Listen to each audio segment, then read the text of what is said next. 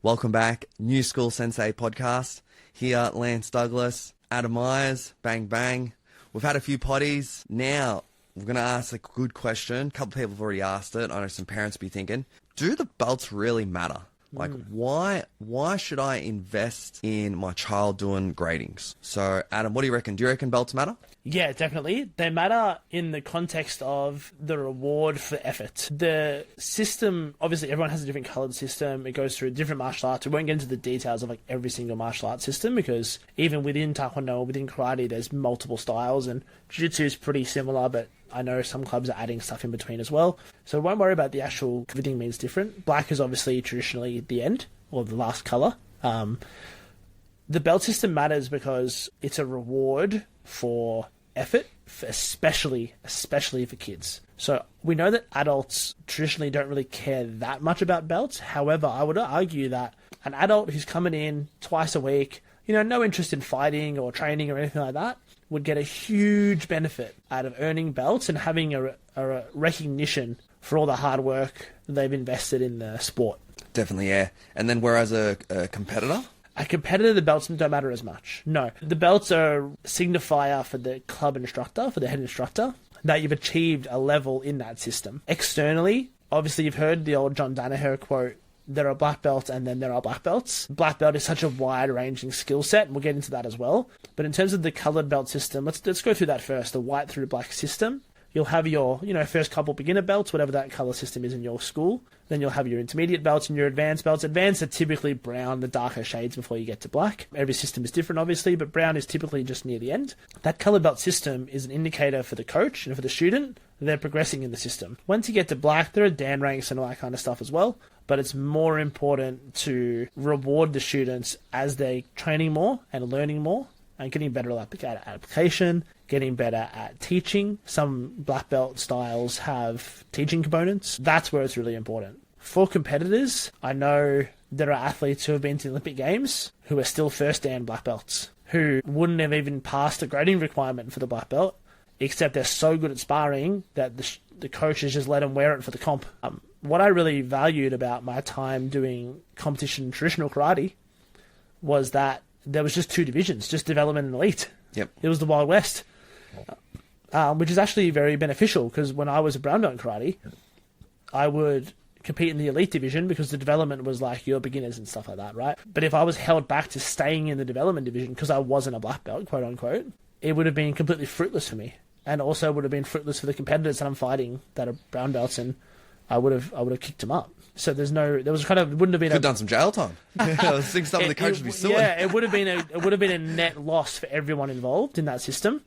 Definitely have a good paramedic at that competition if you're doing development. If I'm doing development, it kind of wouldn't make any sense. And I don't mean to big up myself too much, but there's a certain point where you have to be reasonable, right? Like I have an athlete, Lauren, who's a world level kickboxer, world level points fighting athlete. To put her in a Taekwondo competition in a yellow belt division because she's a yellow belt and because she's new to Taekwondo, that would be insane. She's so good at something else. It's like bringing in someone who's really a black belt level jiu-jitsu and they do a novice wrestling competition. They're going to win probably against the other novice wrestlers. And same with, what's the system? If you have a black belt in judo, you have to do blue belt jiu-jitsu comps. You can't do white belt comps because why would you? You're just going to throw one upside down. They're going to hate it. You're going to learn nothing. So the belt system in terms of competitions is really just to make sure it's a bit safer for everyone. It's not really relevant to the person's individual belief in their own rank, I have a 6 Dan black belt in Taekwondo. There are heaps of guys in the world that are first, second Dans, that are like triple Olympians, Olympic gold medalists. They just didn't go through the Dan system yet. They haven't done the ranks, they haven't done the grades.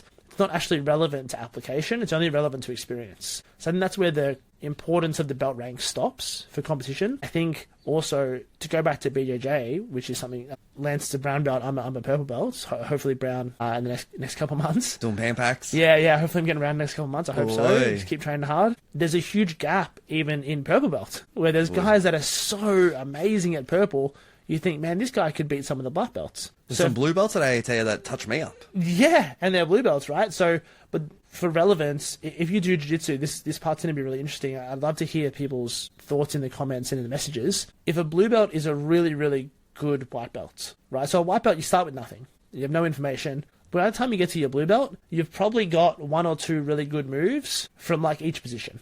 You've probably got a fair idea of side control, fair idea of mount, back control, guard, half guard. You're probably okay on the back. You're not great, but you know enough to beat all the white belts up at least. And then you get your blue belt.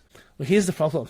Then you're a blue belt, and you're rolling guys who have been blue belt for like 5 years. So they're like 7 years into training jiu-jitsu, and they're destroying you. So are you the same rank? You kind of, but not really anymore. When you get to purple, I feel like purple is like, our head coach Ninos told me that purple belt is like black. You have all the knowledge, you know a lot of different things from a lot of different positions because you've been in so many different situations before.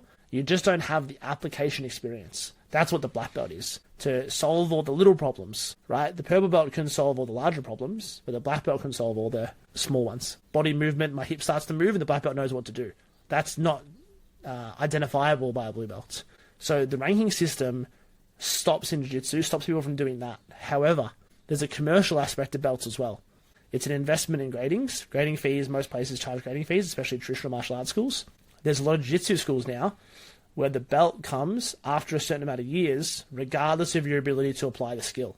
Now, that's where it starts to become a problem, because I've had, and I'm sure Twins has had this problem as well. We both run a really good program. I don't think that it's unfair to say that some black belts from other schools would not be maybe as skilled as our black belts. I don't think that's an unfair comment. We've had black belts come from other clubs who, to be frank, wouldn't be above maybe blue or red for us, which is like an intermediate advanced student, but they have a black belt already. So, but at their school, they might have been one of the best students. They might have been one of the worst black belts. They might have been one of the best. We won't know.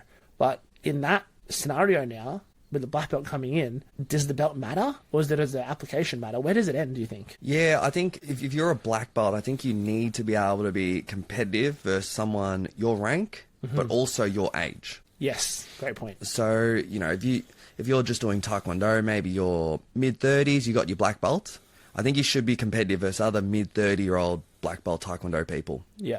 But if you're a gun, you know, you're 18, you've just done, you know, Olympic trials, then that's a different thing. It'd be the same thing in jiu-jitsu. So you got a black belt, you're a Masters 3 black belt, you need to be competitive if you compete at Masters 3 black belt division. You don't need to be able to compete at the adult black belt division. Yeah, that's right. And there's a misconception in martial arts as well that, and I use Michael Jordan as an example, or LeBron James as an example. There's an external thought about what a black belt means, in that you are a lethal weapon, you're a killer if you're a black belt. It's actually not the case. It just means you're really good at a certain set of skills, and you can probably defend yourself against an untrained opponent, or hopefully to be able to defend yourself against an untrained opponent. Having a black belt doesn't mean you're the best black belt in the world. It just means you have a black belt. It's just a rank. It's like if you have a university degree, you're not one of the most respected academics in the world. It's the same thing with a black belt. If you have a black belt in jiu-jitsu, you can't expect to do anything to Gordon Ryan, because he's Michael Jordan. That's the scenario. If I've been playing basketball for 10 years, I'm going to be really, really good at basketball. But I'm definitely not taking the ball off LeBron James, even after that amount of time, because that's just not who I am. Vice versa, there'll be athletes who do Taekwondo for their whole lives, and they'll start when they're 5, and they'll get to 25, and they'll go to a national team trials, and they won't score a point. And it's not because they had a bad coach or anything, it's just because that's what happens sometimes. Black belts are black belts, and then there are another level of black belt that's way above that. There should almost be, like in karate, that elite development level, even for the black belt division, right? Even when I get my black belt in jiu-jitsu, hopefully next couple of years, another year or two, hopefully, I don't think that I would win ADCC trials. Probably won't, because it's not my job, and I'm a little bit older now as well, getting into 33 in a couple of months. I wouldn't expect to win ADCC trials, but the perception of a black belt sometimes is skewed towards that direction, where if you're a black belt, you can beat up everyone. Well, the problem is there's also hundreds of thousands of black belts, so the argument loses all its sense. Yeah, no, definitely. Let's bring it back to, say, pre-martial arts. So your normal martial art program, skill-based. Pre-martial arts a little bit different. So the way we do it, Twin, so you get your stripes are based on attendance and behavior. And then once you have enough stripes, then you can go for the grading. And the grading is all about persevering. So they've got a set of challenges. They've got to persevere.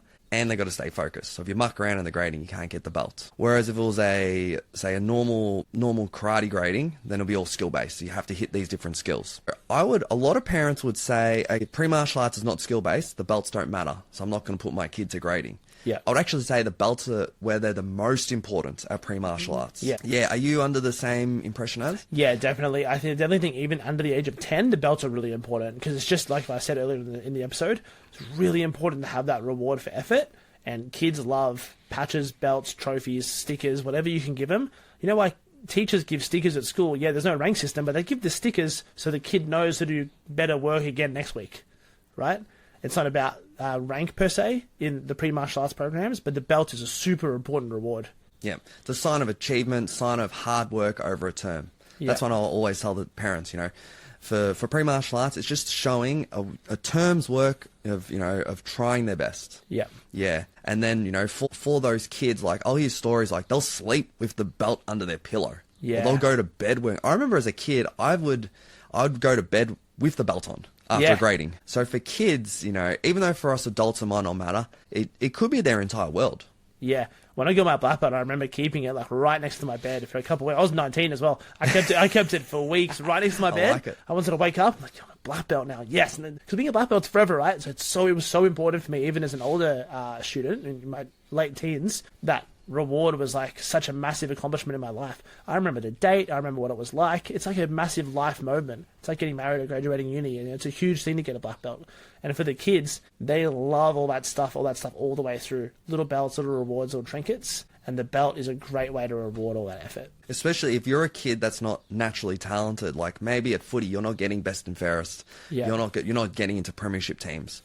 You might never have had a trophy before. Yeah. You might have a lot of participation ribbons, but never getting something to show your work. Yeah. But then you train martial arts, individual sport. Yeah. You pass all the requirements. It's a tough grading. Maybe there's a couple of long bridges. You get through it. Get that belt. End of the day, that could be the first big thing you've ever achieved. Yeah. Have you ever seen a kid win Student of the Week? Unbelievable scenes. I've never seen it, really. Student of the Week, they're like, there was 5 days of school, 30 hours lessons time, and I'm the best of the week. I'm the best. They love it because now next week they go in knowing I'm the Student of the Week. Yes, I'm going to do it. I'm going to try my best. And that's why they rotate it so frequently, because it just builds that respect for effort and achievement. Yep. Wow, there you go. Would you ever do a Student of the Week? That story. I don't think we do. We don't do weekly.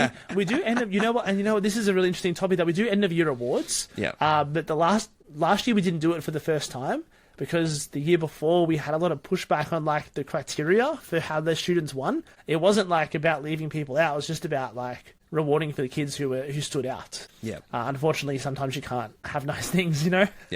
Yeah. Maybe that's another Another podcast, topic the as well. awards day. Yeah, another topic. Awards to give out end of year awards or not. Yeah. But no, it's been a good chat. So I think what we're saying is pre-martial arts belts, super important. Maybe as you get older, it don't matter as much. Still important, especially if you're a recreational athlete. Yeah. If you're a competitor, I guess you're just there to win. So Yeah. belt, no belt. I've seen a lot of people on the mat, especially in jiu-jitsu. You got, you were saying just before off air, Tony Dibb. Yeah. He's a brown. I believe he's a brown belt. Should be a black belt. Should be a black belt, 100%. And he's shut up. Don't believe in belts because I think I'm a purple belt, and sometimes I sweep Tony respectfully to Tony. Tony beats me a lot of the time as well, but sometimes I do. Does that mean I get his belt? No, of course not. It doesn't mean that I'm better than him. He has way more information and knowledge. Yeah. Okay, let's finish there. Good chat. Awesome to have you, Adam. New School Sensei. You want more? Shoot us a message on our Instagram. We'll see you in the next one.